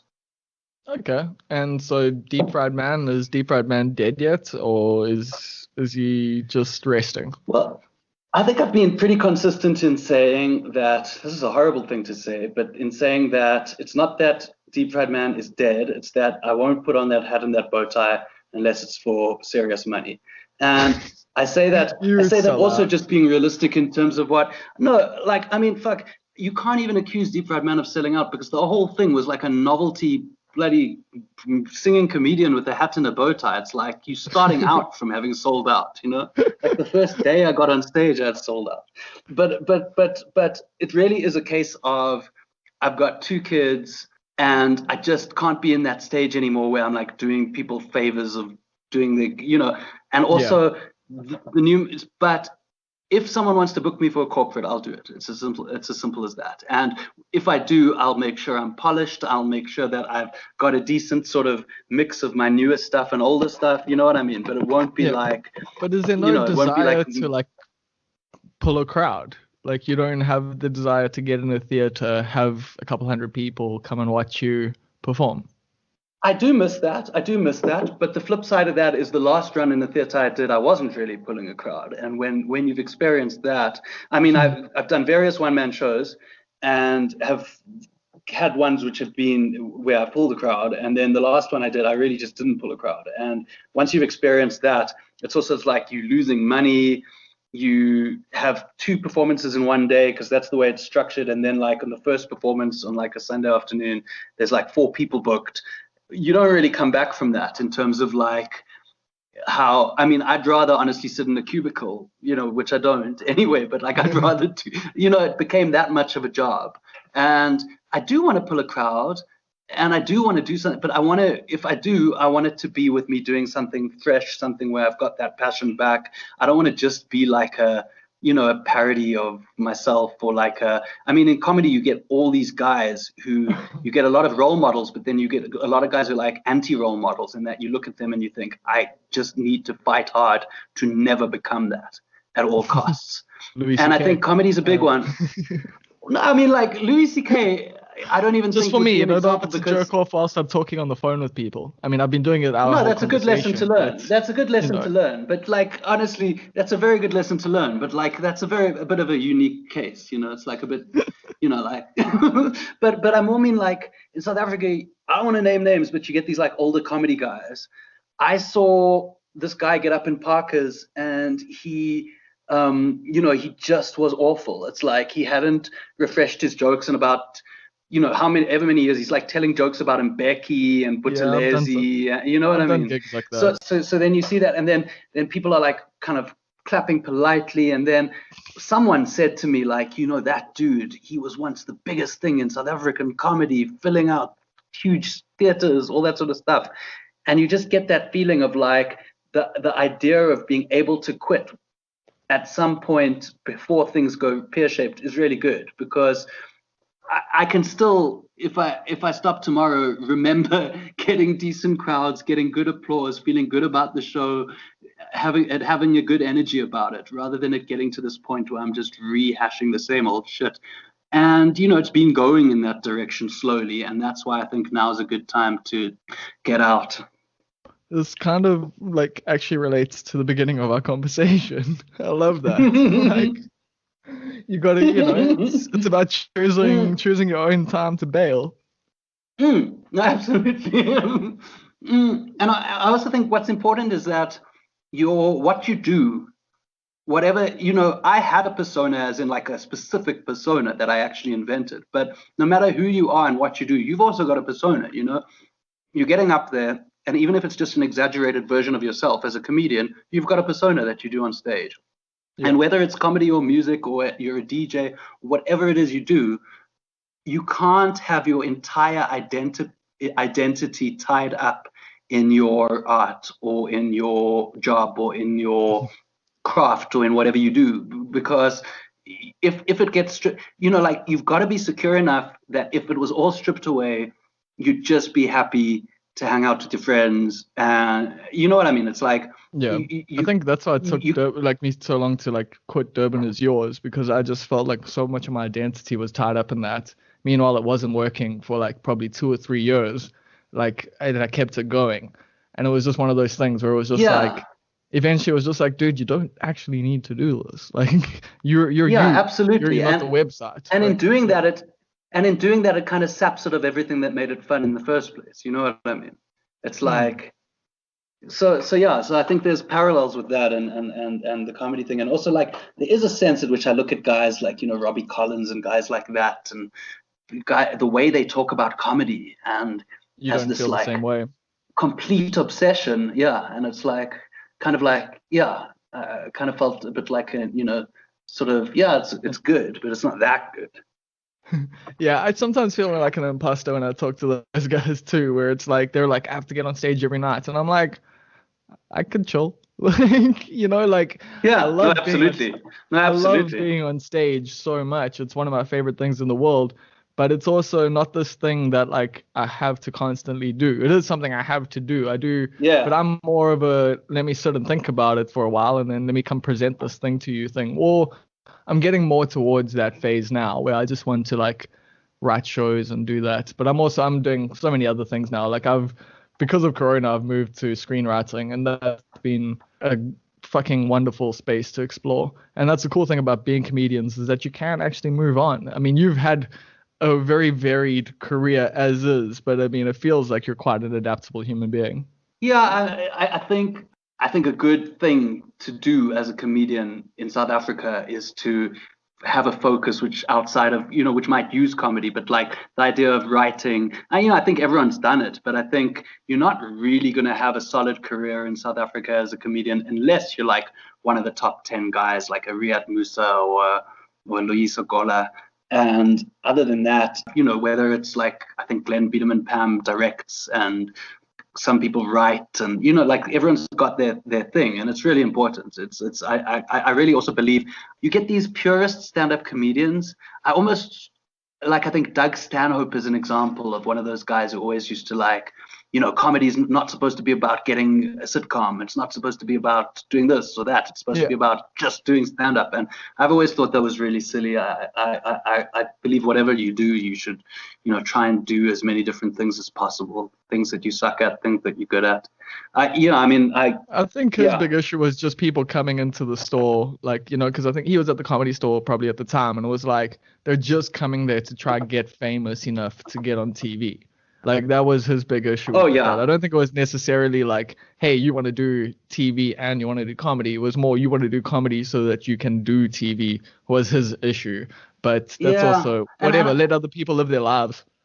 Yeah, and I do think there's an element of that in the South African scene as well, in what it's become, in that what happened through Trevor Noah, through, Loyiso getting his own show, like various things happened, and it all lined up to create a scenario where stand-up comedy used to be this really grimy thing that, like you did, and everyone in your family was like, really, are you okay? Isn't there something else you can do? You had to be this really stubborn motherfucker to just keep doing it.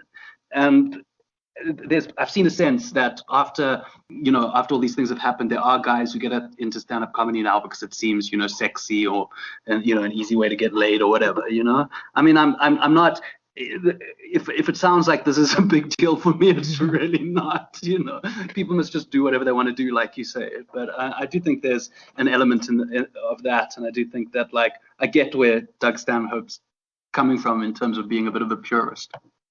Yeah, I mean, Stanhope is, I know he shouldn't be, I might be cancelled for saying this, but he's definitely one of my favorites. Like, I appreciate just how completely fucking transgressive he can be in ways that nobody else can, and like makes it funny. It's not just trying to be offensive, it's being absurd and in offensive ways. Yeah.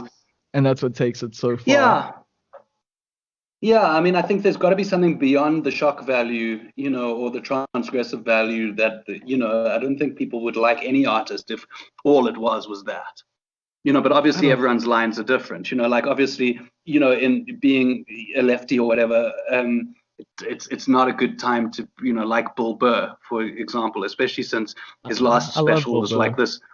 I love Bill Burr as well. So it's like, but it's almost this thing of like his last special was almost in a way the kind of thing that a lot of guys who are like these sort of red-pilled, pissed off guys who keep going on about cancel culture and the wokies or whatever, like it's the kind of special they would like. But at the same time, I know who Bill Burr is, and I kind of feel like I know what's behind it. Same with the latest Dave Chappelle stuff as well, that I can be like, I like this, I like this, even though, there's a million think pieces about how it's problematic. I mean, I dislike elements of Paper Tiger. I dislike elements of, Chappelle's new work. I thought Bird Revelation was amazing. Everything else, not as good as that, but like still, he's fucking Chappelle, And it's like, you can disagree with comedians. You can disagree with people that you like. You can not like jokes. You can just go, okay, I didn't like what you did there. And you can write about it as well. You like, that's part of criticism. That's part of art. That's part of culture. But to me, can we talk about it a little bit, I guess, like the irony of people being anti-cancel culture and anti-deplatforming you and canceling you?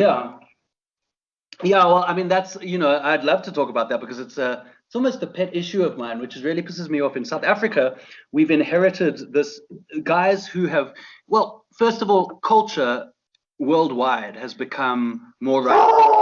Whoa. That's what culture has become. So we were talking about cancel culture. So for me, it's like, first of all, a lot of South Africans have adopted, not, a majority by any stretch of the imagination, but the kind you'll find on Twitter, have adopted the same kind of like alt-righty vibe that's come through in the States, which is also linked to a lot of these like podcasty guys like your Ben Shapiro's and your Jordan Petersons or your Dave Rubins or all that sort of vibe, you know? Yeah. So it's pushed popular culture to the right and made it sort of more fashionable. And it's also made, people railing against cancel culture and wokeness. I don't consider myself, I'm definitely someone on the left. I don't necessarily consider myself woke. I certainly think, like a lot of people I know on the left, like we all have an awareness of like there's is a point at which you can become too woke. I think we are, a lot of us are aware of that. But it's very disingenuous, this whole thing. First of all, most of these guys, these angry white guys complaining about cancel culture are people who no one's going to fucking cancel in the first place. They're people who are not cancelable. They're, you know what I mean? They're going on about cancel culture and they are literally irrelevant people who've got nothing to be canceled for. So it just seems a bit disingenuous, first of all. Second of all, they make their name off of that. So, but the irony is, a lot of people have made their careers, like you say, off essentially being cancelled. No one knew who Dave Rubin was. He fell out with the Young Turks, which was the leftist sort of YouTube media company he first started at, and then he started railing against this and that and this and that, and that's how he became big. So literally cancel culture has created him, as it's created others who are just well known because of having been cancelled, and that has given them a huge popularity. It's given them like a huge popularity among people on the right. Yeah, if you're not, that's the weird thing. It's if you're on the left, you get cancelled. Like if you're someone with like a soul, like if you're someone who actually it matters about being moral and about being a good person and stuff like that, and like it comes out that you said something shitty or whatever, it gets misconstrued that way, then it actually does affect you because your image is different to the person who's like, all this shit is bullshit, so it's like it can be weaponized so much easier against the left because the left is more like, let's be good people, and then when they're like, they're not good people. Yeah, no, I've joked about that before, that there's almost like on the right, they always accuse the left of virtue signaling, but they've got their own they've got like deplorability signaling or something like that, where it's like everyone tries to outdo each other to like prove what big dicks they are. It's like part of the appeal. But in South Africa, it's really, so in South Africa, what's ironic about people going on about social justice warriors and cancel culture is that honestly, the biggest social justice warriors in South Africa that I've seen are the white right. And I say social justice warriors not because they actually are fighting for social justice, but in that they think they're fighting for social justice, which is, the white man in South Africa is being oppressed and, we're going to have our land taken from us and all of that sort of stuff. So it's, no one is louder about supposed social justice than those guys. And second of all, cancel culture. It's like no one in this country will fuck you up as hard as the white right. And I'm not even just speaking for myself. I'm speaking for Tumi Marake, made a very, very sort of innocent, I thought, quip on Jacaranda FM, and which was turned into death threats and people hounding her and strangers coming up to her in shops and starting shouting at her, all this sort of stuff. And all she said basically was that sometimes white South Africans seem like that kid on the playground who has been riding a bike the whole time, who like stole some other kid's bike, and like he's now being forced to share his bike, and now he won't give it back, type of thing. Something along that lines. First of all, I've completely butchered what she said, which was actually a lot funnier and better than that. But paraphrasing. But how can something like that turn into death threats? It's just unbelievable. So yeah, it is ironic. I was cancelled by the people who supposedly hate cancel culture. And that's the other ironic thing is like you get these guys. I don't know if you know Joe Emilio, the comedian from Cape Town. I've heard about him because of everyone talking about him, but I don't know who he is or care really. But yeah, well, no, I don't know or care either. Because he's this deeply mediocre comic who honestly has no relevance to anyone's life whatsoever, except for the fact that he's now cottoned on to the fact that if you're right wing, you've got the circuit that you can rely on. So you can go on Germ's show and you can go on Roman Kabinak's show. And all these people are going to lap it up if you just go on about how bad cancel culture is. But they had this one video where they were like blaming this one woman for cancel culture. I didn't even know what the background is. But ironically, they were like trying to get people to harass this woman. And I was like, don't you guys see? Don't you, like, when you guys do it, somehow it isn't cancel culture. I mean, those guys like Roman Kavanagh and Jonathan Witt, who do the Renegade Report, sent a letter to the DA trying to get them to remove Phumzile van Dam as an MP. Like, that's not something that you fucking do if you're a failed politician who claims to be an anarchist. Yeah. Fuck, I offered to debate them, but they said no. So, oh well. Well, I went on Ronaldo Rosa's show. There was a time, so I was still at the Citizen, and also my editor thought it would be a good idea because obviously the Citizen was a mainstream publication, and he was like, we can't be seen to be a left-wing publication. You're allowed to be left-wing, but we need to have some. And so when Ronaldo Rosa said, come on my show, he kind of like said, go and do it and whatever. I was reluctant to do it, but then also it was that whole thing of like he had Helen Ziller on his show, and then everyone was ripping him apart on Twitter saying, you call it a debate, but every week you just talk to people who you love. Yeah. So I said something along those lines, and then I walked into a trap because he then obviously said, well then, you know, if you think I only debate people, are like, why don't you come on the show? And so I kind of felt like I needed to, from the perspective of not seeming like a chicken, I guess it's as dumb and as simple as that. And so I did it. He baited you. Like that's what he does. Me. Like that is he does. Oh yeah, that is totally what he does. But also, it's like it's almost a prize for him to get anyone, because if you get a leftist on your show and you're Ronaldo Rosa, then it basically almost it validates you. Because it's like, yep. Yeah, because he says he's the centrist. He says, oh, I'm a centrist, and I agree. I mean, I have I respect for both sides. All this bullshit, obviously. But when he can get someone on his show like me, then it gives him it allows him to say, look, this guy came on. You know, and he did the same thing when he got the Dacha couple on, which were like, I think the only two vaguely. I think he's also gotten some like minor BLF and EFF characters to go on his debates.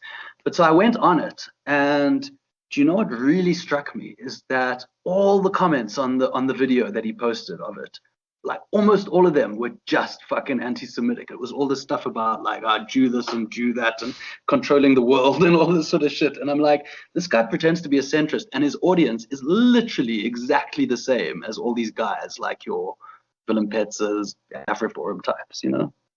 Yeah, that's why I struggle with Joe Rogan. Like, you know, it's just like, yeah, he also gets people on the left on the show, and he has open, you know, conversations, and he himself says he's more on the left than on the right.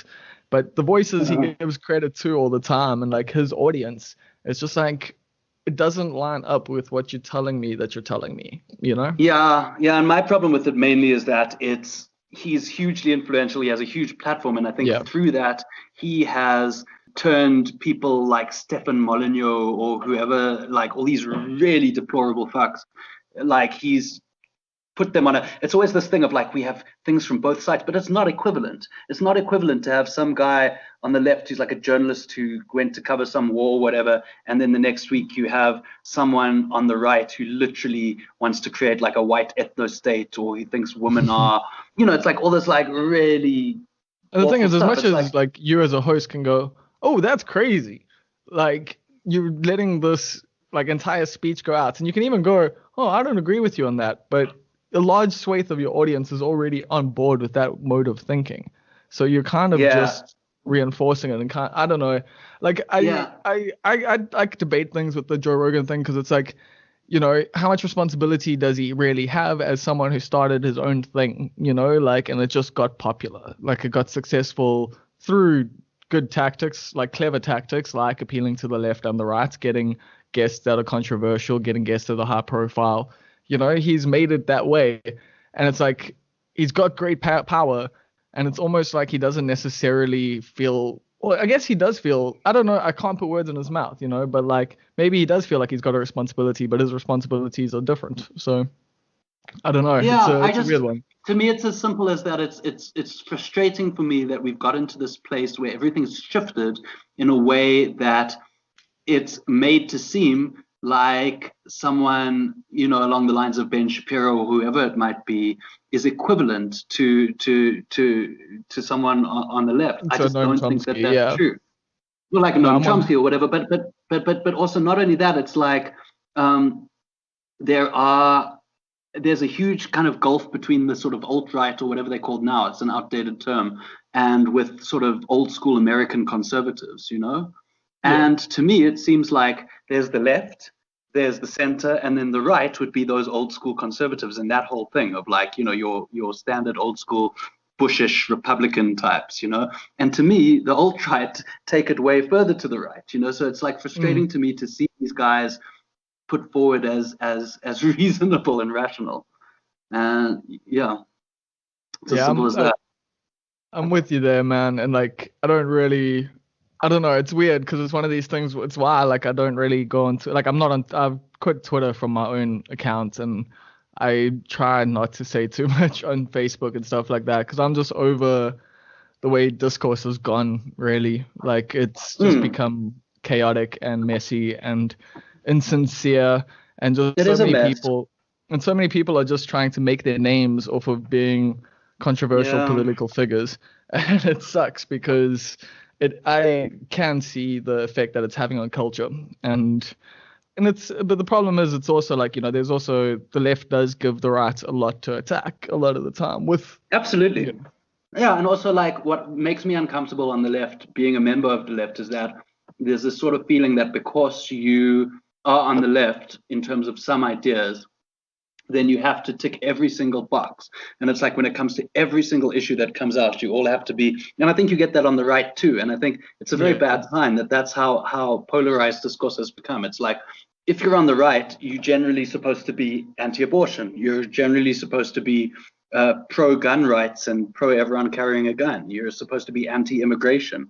And, you know, you're supposed to tick every single one of those boxes. And it's just like, really, you know, people should be able to mix and match a little bit more. But also there are sometimes things on the left which happen where I'm like, I disagree with this. And then I have to decide, do I say something? Because if I do, it's possible that, you know, everyone's going to shout at me and then maybe I'll get cancelled. I don't know. Again. I've been cancelled a few times.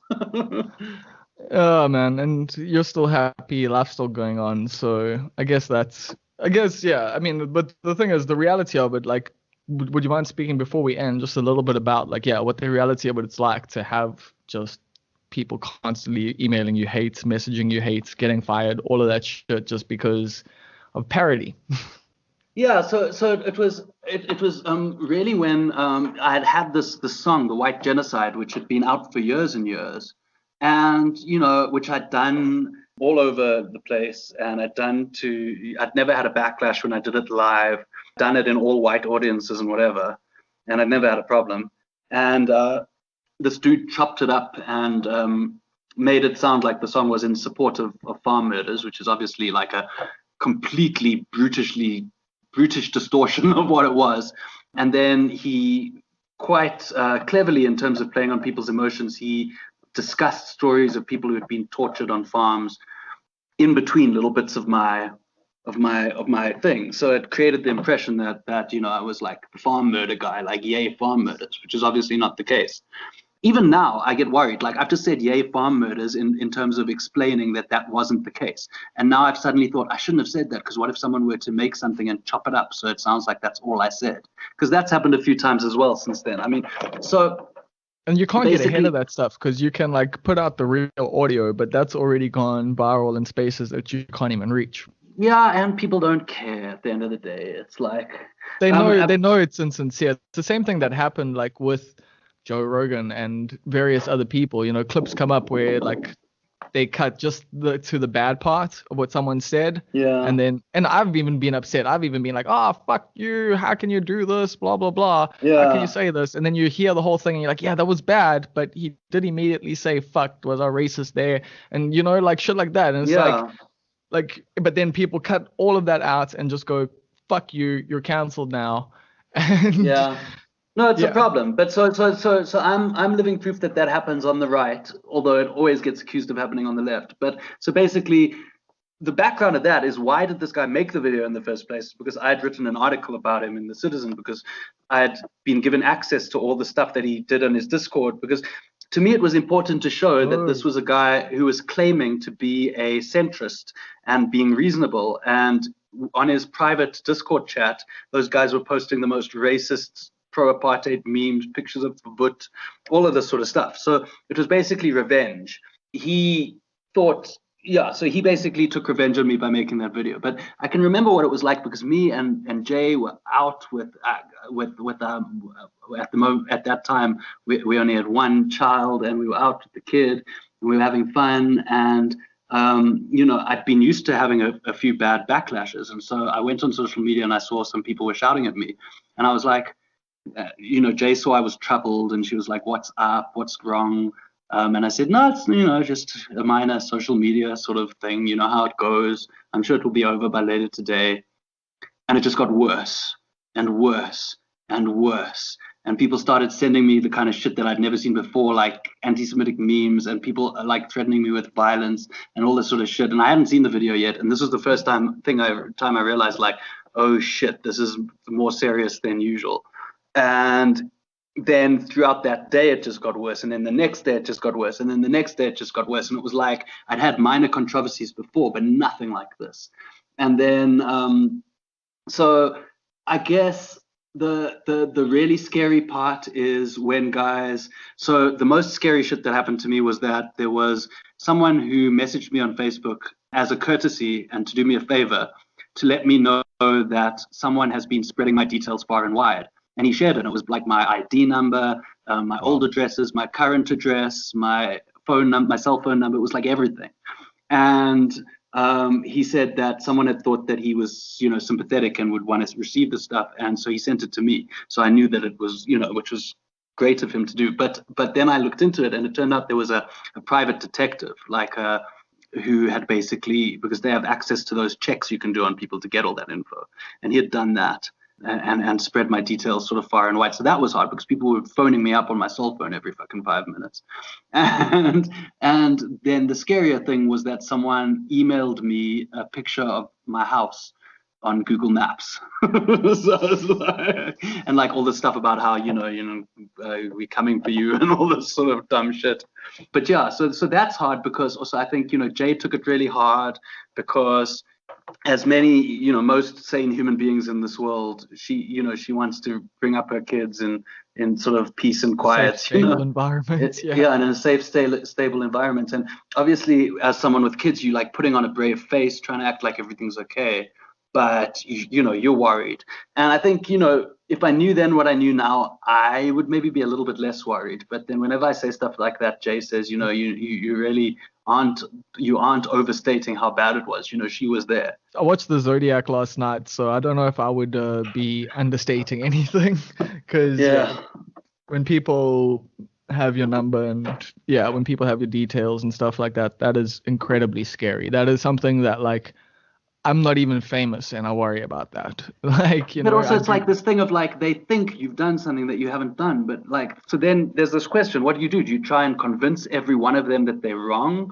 Do you swear at them back? Do you ignore them? And I went through all these different stages. I went through stages of doing all of those things.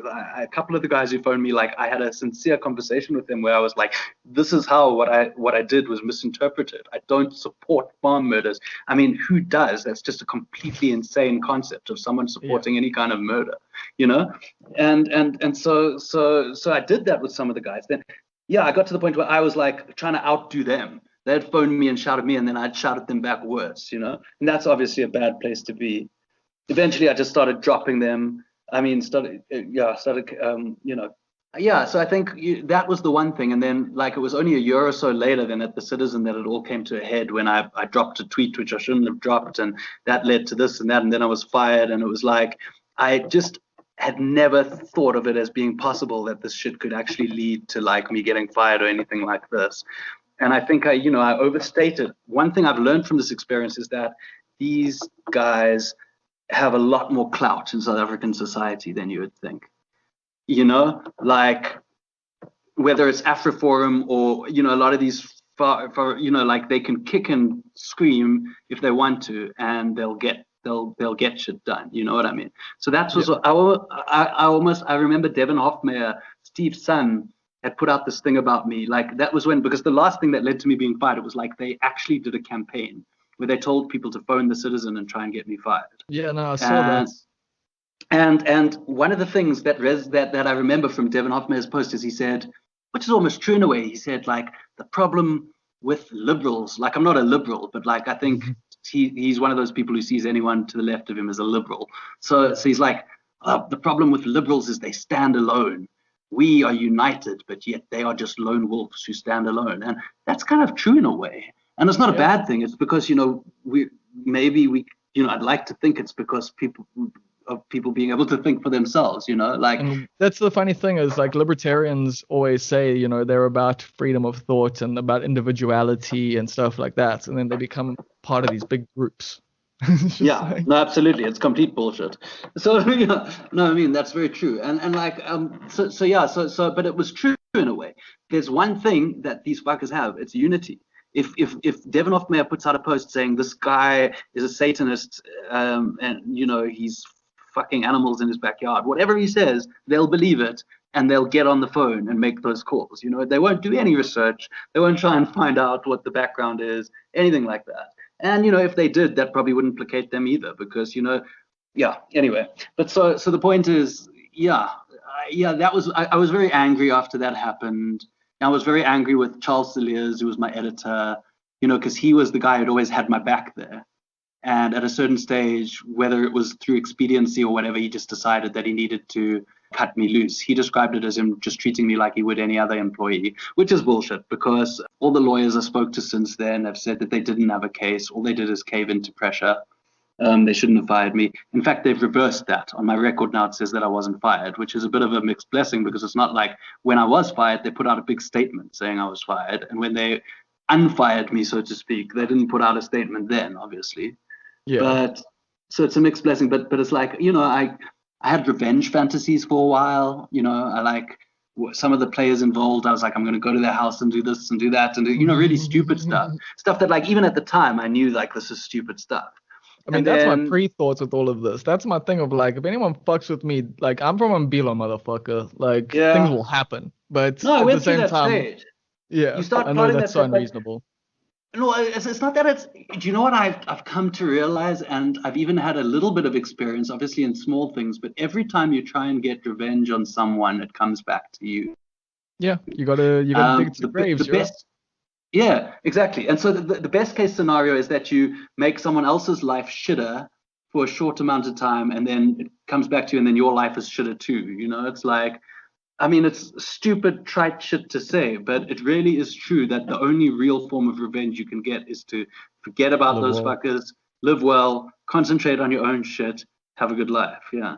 And I mean, there's many cases I can think of in my life of people who I had reason to maybe take revenge on, or people who I hated, who eventually life caught up with them, and just through simply not forgetting about them, I got some kind of closure, like the dude who bullied me at school. And then when I got my first car, I took it in to get my tires fixed, and he was the dude working at the Tiger Wheel and Tire, you know what I mean? And it's like, he was like, sorry, sir, do you need anything to everything? And I'm like, this is that fucker who was bullying me. I mean, that was a good feeling. And that was like, you know what I mean? It's like, but it's like, that required, moments.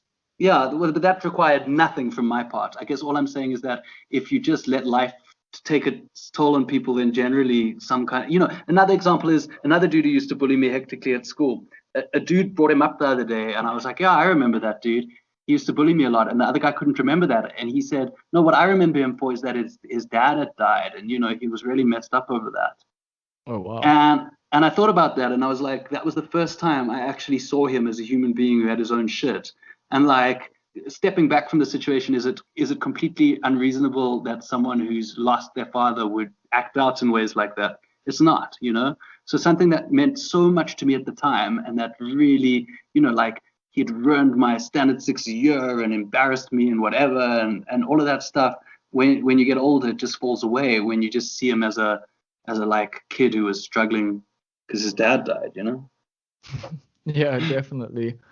Oh man, but maybe in a few years some things will come out about the people who try to cancel you and why they acted so. Well, I'm not going to mention names. I'm not going to mention names, but without any ill will from my side, I do think that several of the people who were involved in my saga at The Citizen are eventually going to fuck up, and bad things are going to happen. Like, I don't say, but like they're on a trajectory. People putting out videos based on lies and getting lots of success from it, I think have reached a level of confidence where they're like, oh, I can keep on doing this forever and nothing's going to happen to me. But eventually, things eventually catch up. Exactly. So yeah. Yeah, cool. I think that brings us to the end here. This has been such a interesting chat, man. I think we got most of it in. Although I feel like we could probably do a follow up in a few years' time, see if you've explored the Deep Fried Man / Daniel Friedman side a bit more. But as it stands, Deep Fried Man is just waiting for the corporate gigs. But do you know what I think? I think next time we speak, it will be when I've got a completely new thing, which is completely different. And yeah, that's my only hope. Something that I don't even know what it is yet. Dope, bro. Well, thank you so much for your time. I'll chat to you again soon. Cool. Thanks a lot. Hey, you. Yeah, you. The person who listened all the way through to the end of the podcast. Firstly, thank you. And secondly, I would assume that means you like the podcast. And if you do like the podcast, please can you go to iTunes or Apple Music and leave a review.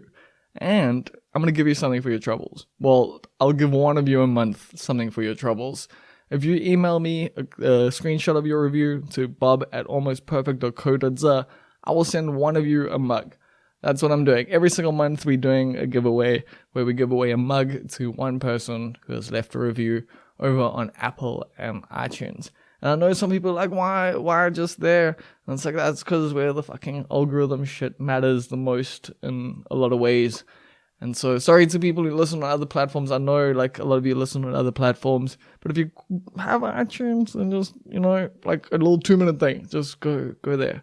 And then if you want a mug, but you don't want to do that, you can buy one for 100 Rand.